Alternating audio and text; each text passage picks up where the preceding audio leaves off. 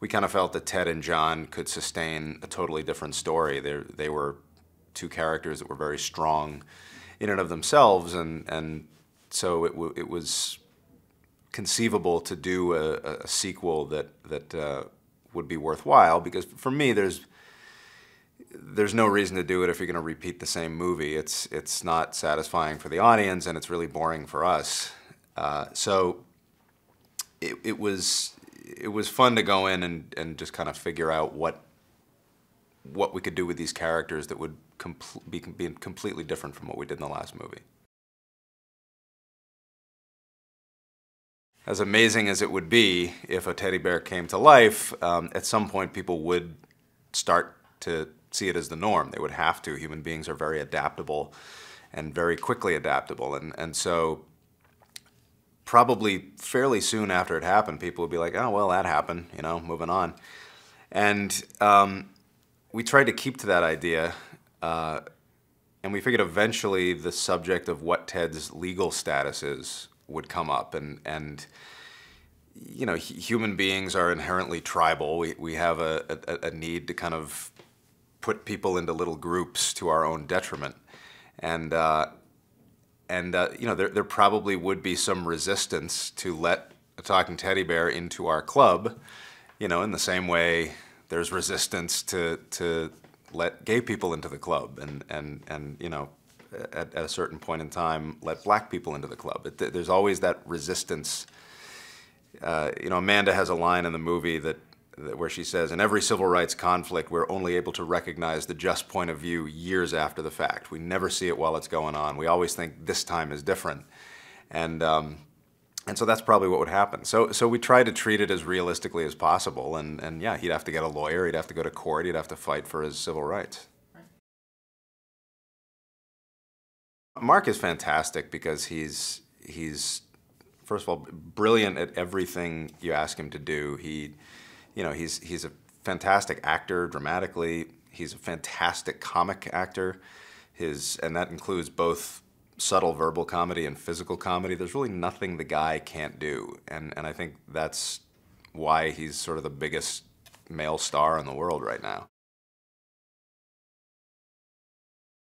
And I think Amanda is very much of Ted and John's ilk. It becomes this threesome, and you see as sad as John is over the loss of Laurie, that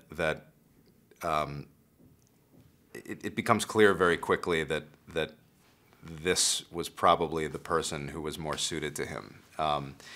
And you just like her. I mean, Amanda's really funny. She's you know, she brings it dramatically when you need her to, and again, she's just great to work with.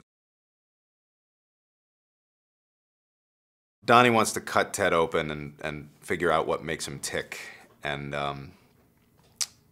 thereby manufacture, you know, millions of Teds for every child in America, including himself. And that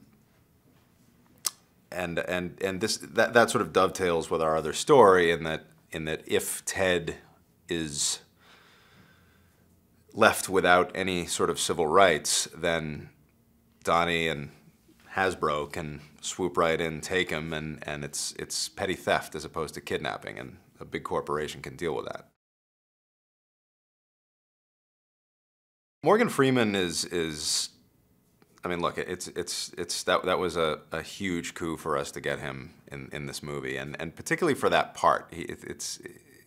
The character is this fictitious civil rights attorney who's sort of the most predominant one in the country, and so we really needed somebody who, when you open that door to his office and he stands up, you instantly know that this is the wizard at the end of the yellow brick road.